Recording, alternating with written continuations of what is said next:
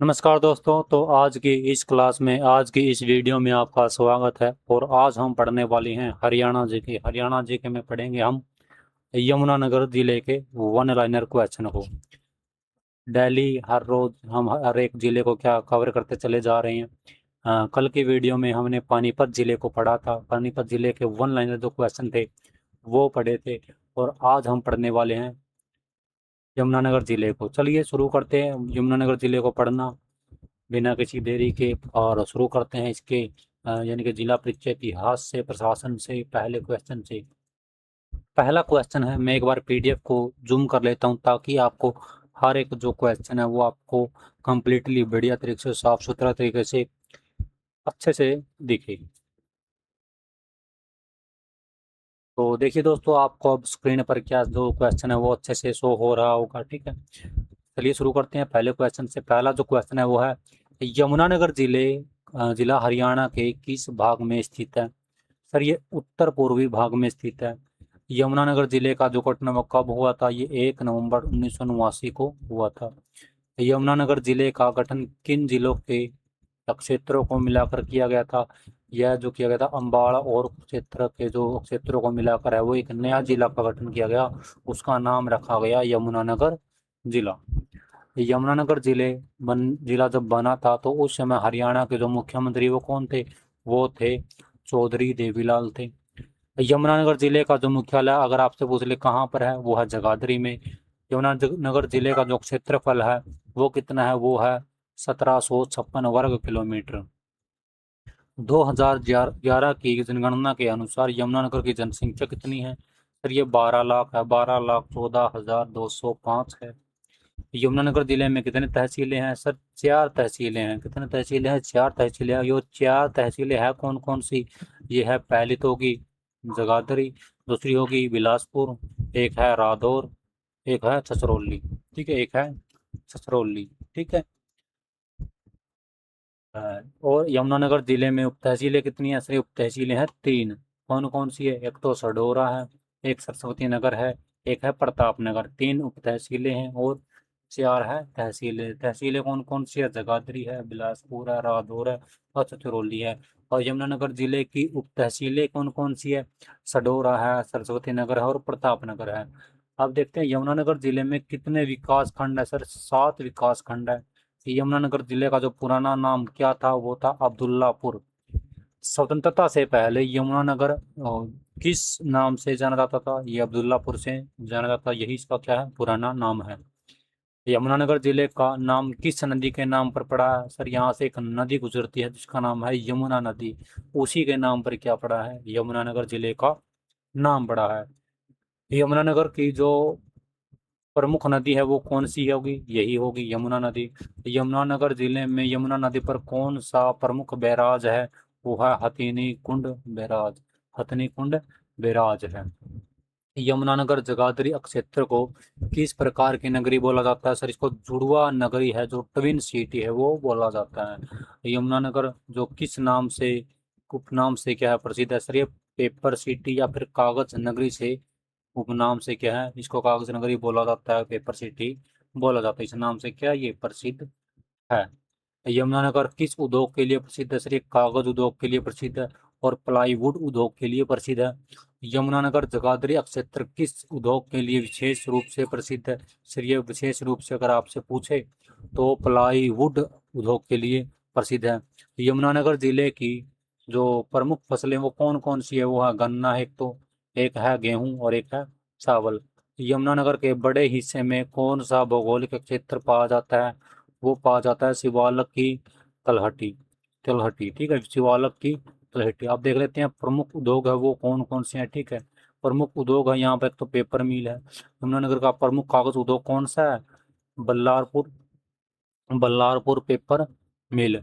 Ballarpur paper मिल की स्थापना वो कब हुई थी, अगर आपसे पूछ ले वो पूछ लेगा तो अगर हम बता देंगे कब हुई थी, 1929 में हुई थी। बल्लार जो पूर पेपर मिल का जो प्रारंभिक नाम है वो क्या था। तो इसका जो नाम था वो था Punjab pulp and paper mills Abdullapur limited. ठीक है, इसका ये नाम था। सरस्वती शुगर मिल की स्थापना है वो कब हुई थी, ये हुई थी 1933 में। सरस्वती शुगर मिल किस उद्योग से संबंधित है? सर ये चीनी उद्योग से संबंधित है, जो अभी जो है वर्तमान में क्या है, काफी महंगी है, लगभग 65 से 70 रुपए क्या चीनी हो चुकी है, काफी महंगी है। तो सरस्वती जो शुगर मिल है कहाँ पर है? 1933 में स्थापित हुआ था, इसकी स्थापना हुई थी। और कहाँ पर है सरस्वती शुगर मिल? यमुनानगर में है, आपको याद रखना है। अगला क्वेश्चन है, भारत स्टार्च केमिकल लिमिटेड की स्थापना कब हुई थी? 1938 में हुई थी। भारत स्टार्च केमिकल लिमिटेड किस उद्योग से संबंधित है? स्टार्च एवं रासायनिक उद्योग से संबंधित है। जगाधरी रेलवे कैरिज एवं वैगन वर्कशॉप कहाँ स्थित है? जगाधरी में स्थित है। यमुनानगर की जो railway carriage and wagon workshop की स्थापना वो कब हुई थी? वो 1952 में हुई थी। यमुनानगर का प्रमुख लकड़ी या फिर डिब्बर उद्योग का क्षेत्र कौन सा है? आपसे अगर ये पूछ ले तो आप कहेंगे कि यमुनानगर जगाधरी का डिब्बर मार्केट। यमुनानगर में प्रमुख कागज उद्योग की कंपनियां कौन कौन सी है? सर एक तो है बिलट, जो हमने ऊपर पढ़ी थी, और एक है रुचिरा पेपर्स। यमुनानगर के प्रमुख चीनी उद्योग की कंपनी कौन सी है? सर ये सरस्वती शुगर मिल है। कौन सी है? सरस्वती शुगर मिल है। इसकी जब वो हुई थी, कब हुई थी इसकी स्थापना? कब हुई थी? 1933 में इसकी स्थापना हुई थी चीनी उद्योग की।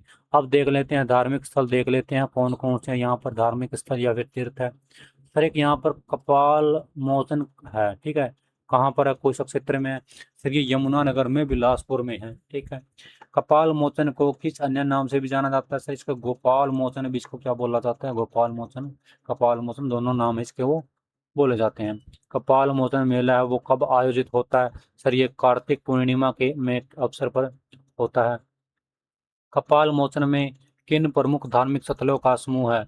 कपाल मोचन, बद्रीनारायण, माता मंत्रा देवी और केदारनाथ मंदिर।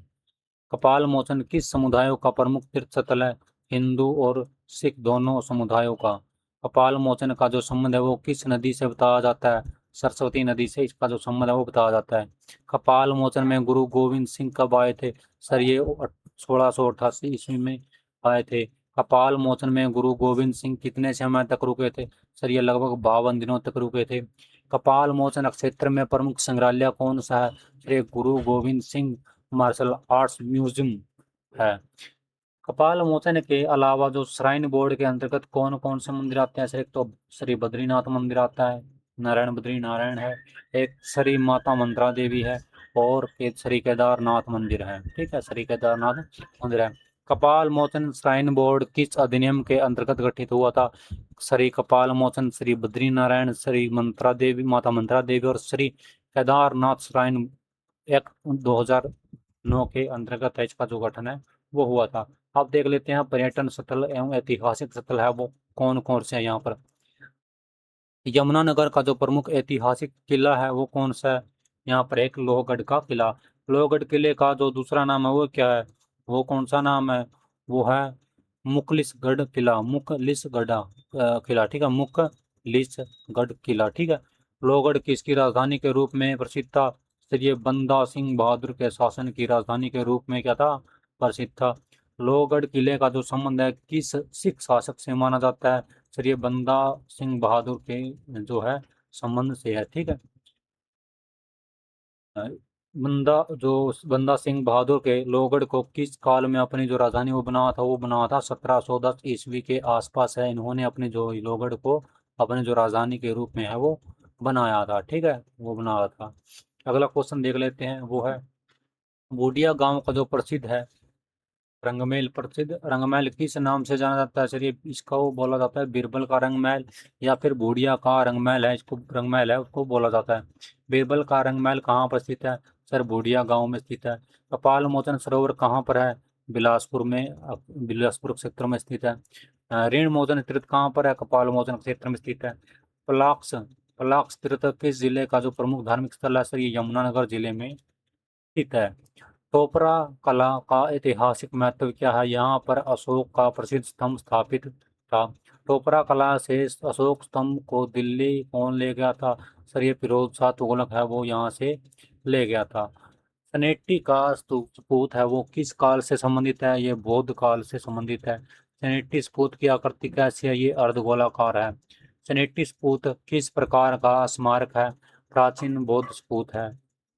पीर बुद्धू शाह का गुरुद्वारा कहाँ स्थित है? साढौरा में है। अब्दुल वहाब का मकबरा कहाँ स्थित है? साढौरा में है। गो बछवा घाट का जो है वो कहाँ पर स्थित है? ये यमुनानगर में है। सखी सरोवर का जो प्रमुख स्थल है वो कहाँ स्थित है? सर वो जगाधरी में स्थित है। कहाँ पर स्थित है? जगाधरी में स्थित है। ताजेवाला गांव किस नाम से प्रसिद्ध है? हरियाणा का छिपा हुआ स्वर्ग। हरियाणा का छिपा हुआ स्वर्ग है वो जो बोला जाता है। गरुड़ पर्यटक परिसर कहाँ पर स्थित है? सर ये आदि बद्री में है। हथेनी कुंड बैराज किस नदी पर बना हुआ है? यमुना नदी पर बना हुआ है। हथेनी कुंड बैराज का जो निर्माण है वो कब हुआ था? ये हुआ था 1999 में। हथेनी कुंड किस प्रकार के पर्यटन के लिए प्रसिद्ध है? सर ये प्राकृतिक एवं जल पर्यटन के लिए क्या है? प्रसिद्ध है। चौधरी देवीलाल प्राकृतिक हर्बल पार्क कहाँ स्थित है? सर ये चूहड़पुर में है। ठीक है, चूहड़पुर में। चौधरी देवीलाल प्राकृतिक हर्बल पार्क का जो दूसरा नाम है वो क्या है? सर ये उसका जो दूसरा नाम है वो है सद्राह वाटिका। चौधरी देवीलाल हर्बल पार्क में पहली बार पानी कब आया? सर ये 2002 में आया था। आप देख लेते हैं इसके जो प्रमुख मेले हैं यहाँ पर कौन कौन से मेले हैं, वो प्रसिद्ध मेले लगने वाले जो मेले हैं वो देखेंगे केवल। ठीक है, यहाँ पर देखिए एक तो कपाल मोचन का प्रमुख मेला लगता है। कब लगता है? सर ये यहाँ पर कार्तिक पूर्णिमा पर लगता है। कपाल मोचन में लगभग कितने तीर्थयात्री आते हैं? लगभग 10 लाख तक जो तीर्थयात्री है वो यहाँ पर कपाल मोचन में आते हैं। आप देख लेते हैं यहाँ पर महान व्यक्ति, तो महान व्यक्ति है जो यहाँ पर कौन कौन से हैं। ठीक है, खिलाड़ी हो चाहे मंत्री हो चाहे किसी भी प्रकार से हैं वो देख लेते हैं। ठीक है, सबसे पहले यहाँ पर खिलाड़ी का नाम है कर्णम मल्लेश्वरी। किस खेल से संबंधित है? ये पूछा है आपसे। ये भारोत्तोलन से संबंधित है। कर्णम मल्लेश्वरी ने किस ओलंपिक में कांस्य पदक जीता था? सर ये जीता था सिडनी ओलंपिक 2000 में। इसको इसने क्या है? ओलंपिक है वो कांस्य पदक है, ओलंपिक में कांस्य पदक है वो जीता था। ओलंपिक पद जीतने वाली जो पहली भारतीय महिला अगर आपसे पूछ तो वो कर्णम मल्लेश्वरी होगी। कर्णम मल्लेश्वरी ने ओलंपिक में कौन सा पदक जीता था? सर ये कांस्य पदक जीता था। कर्णम मल्लेश्वरी वर्तमान में किस विश्वविद्यालय की जो कुलपति है? सर ये दिल्ली खेल विश्वविद्यालय की कुलपति है। दिल्ली खेल विश्वविद्यालय की है कुलपति है। राजेश त्यागी किस खेल से संबंधित है? सर ये भी भारोत्तोलन से संबंधित है। सुनील दत्त या फिर बलराज दत्त का जो संबंध है किस गांव से बताया जाता है? वो बोला जाता है मंडोली गांव से। ये सर ये सुनील दत्त किस क्षेत्र से संबंधित है? ये राजनीति एवं अभिनय से है। ठीक है, ओम प्रकाश गांधी का जो संबंध है यमुनानगर के किस गांव से है? सर ये मादीवास गांव से है। ओम प्रकाश गांधी किस कार्य के लिए प्रसिद्ध है? सर ये लड़कियों की शिक्षा को बढ़ावा देने के लिए प्रसिद्ध है। ओम प्रकाश गांधी को किस सम्मान से सम्मानित किया गया? सर इसको जो पद्म श्री अवार्ड से क्या सम्मानित किया गया है। प्रीतम पाल कौन है? सर ये हरियाणा के प्रथम लोकायुक्त हैं। सुमित वासी किस खेल से संबंधित है? सर ये फुटबॉल से संबंधित है, फुटबॉल खेल से संबंधित है सुमित वासी।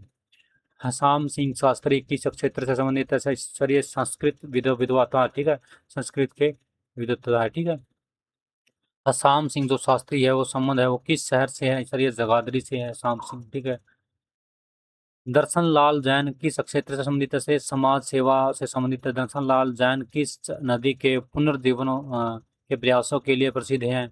सर ये सरस्वती नदी के पुनर्जीवन के लिए क्या प्रसिद्ध है? सरस्वती नदी शोध संस्थान के संस्थापक कौन है? सर ये दर्शन लाल जैन है। ठीक है, दर्शन लाल जैन है। चलिए अगले प्रश्न की तरफ चलते हैं। अगला प्रश्न है दर्शन लाल जैन को पद्म भूषण है जो वो कब सम्मानित है? इसे क्या सम्मानित किया गया था? सर 2019 में।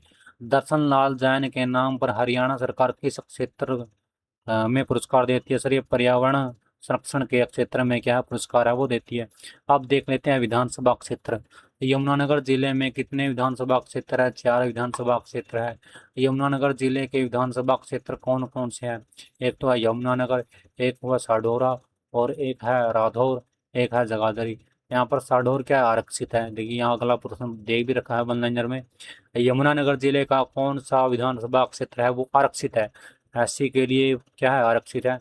वो है साढौरा क्षेत्र। ठीक है, विधानसभा में एससी क्षेत्र, एससी के लिए क्या है विधानसभा क्षेत्र है वो आरक्षित है। यमुनानगर का जो प्राचीन नाम अगर आपसे पूछे तो वो क्या है? पहले भी इस प्रश्न को कर चुके हैं, अब्दुल्लापुर। ठीक है, तो इसकी जो पीडीएफ आपको, इसका जो पीडीएफ का लिंक है वो डिस्क्रिप्शन में आपको मिलेगा। ठीक है, डिस्क्रिप्शन में आपको टेलीग्राम का लिंक आपको मिल जाएगा। टेलीग्राम का लिंक पर जाकर आप क्या कर ले, टेलीग्राम को ज्वाइन करिए। ठीक है। वहाँ पर आपको क्या करेंगे, एक वेबसाइट का जो लिंक है वो दिया जाएगा। वेबसाइट के लिंक पर जैसे आप वेबसाइट पर लॉगिन करेंगे, विजिट करेंगे, आपको सभी जिलेवार है क्या, जिलेवार है वो पीडीएफ आपको वहाँ पर शो हो जाएगी। तो इस वीडियो में, इस क्लास में इतना ही। मिलेंगे अगली वीडियो में अगले जिले के साथ। तब तक के लिए इस वीडियो को लाइक करिए, चैनल को सब्सक्राइब करना है तो करिए, वरना अगर वीडियो अच्छी लगी है तो वीडियो को जरूर लाइक करिए, ठीक है। चैनल को सब्सक्राइब करने के लिए मैं नहीं बोलता। अगर आपका वीडियो अच्छा कंटेंट ये लगता है तो आप सब्सक्राइब करिए वीडियो को। अगर अच्छी लगती है वीडियो तो शेयर भी ज़रूर करिए अपने दोस्तों के साथ। तब तक के लिए जय हिंद, जय भारत।